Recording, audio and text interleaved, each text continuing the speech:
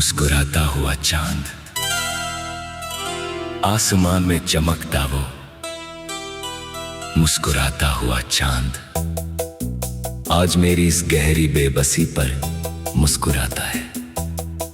मेरी तन्हाई, मेरे इन बहते आंसुओं और इस खाली पड़े आशियाने पर वो अपनी ठंडी रोशनी बरसाता है।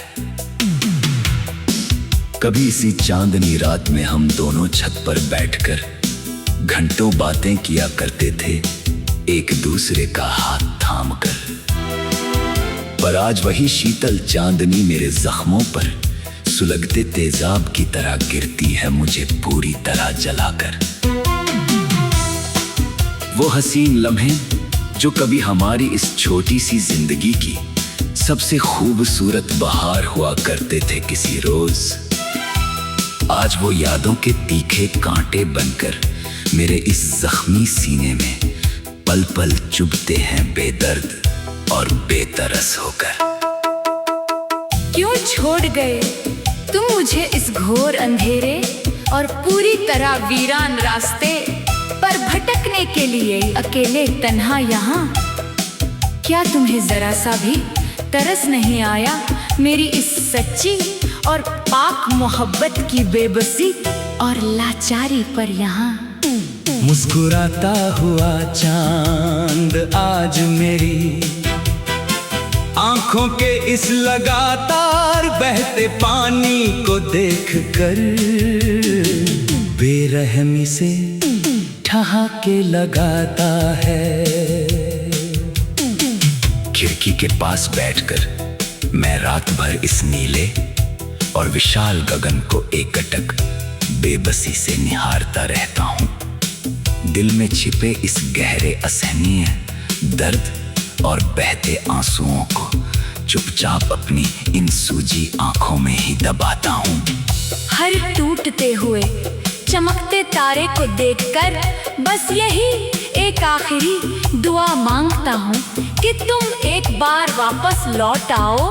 पर टूटे हुए प्यारे तारे भी जैसे मेरी बदनसीब किस्मत की तरह बेजान होकर राख में मिल जाते हैं यहाँ। हवा का हर एक ठंडा झोंका तुम्हारी बदन की भीनी खुशबू लेकर आता तो है, पर पल भर में चला जाता है।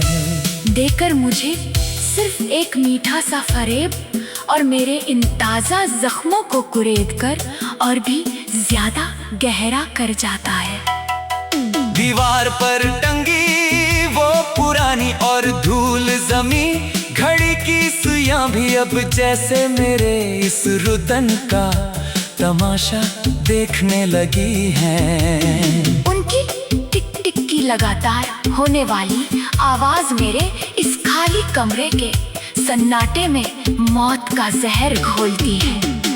अब इस सूने और उजाड़ घर में सिर्फ तुम्हारी कड़वी यादें ही मेरी एकमात्र सच्ची हमसफर बची है इस वक्त, जो दिन रात मेरे सिरहाने बैठकर मुझे तुम्हारी बेरूही और बेवफाई का कड़वा एहसास कराती रहती है हमेशा।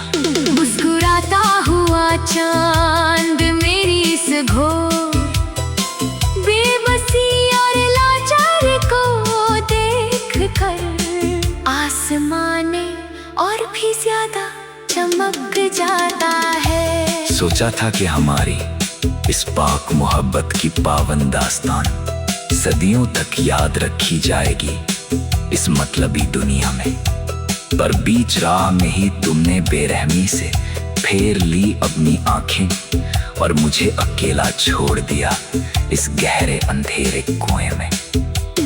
क्या कमी रह गई थी मेरी उस बेपनाह बेहद और हद से ज्यादा के गई वफादारी में? तुम ही एक बार बता दो। यूं बिना कुछ कहे चुपचाप दूर चले जाने की सजा से अच्छा था कि अपने हाथों से मुझे जहर ही पिला दे तुम। अब तो मंदिरों और मस्जिदों के अनगिनत चक्कर कर काट कर पूरी तरह से थक चुके हैं मेरे ये बेजान थके हुए कदम।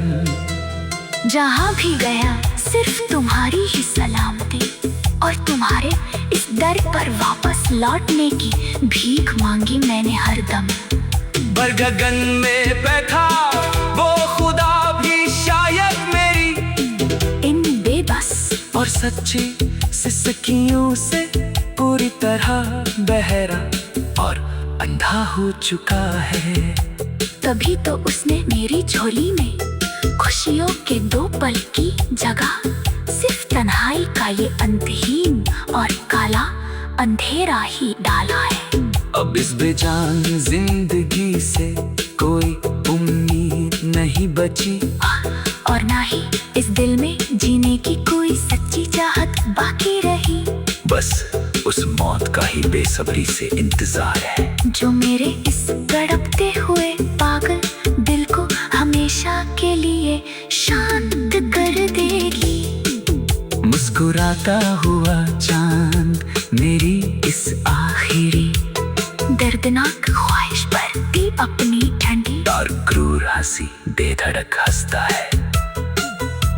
वो बारिश का सुहाना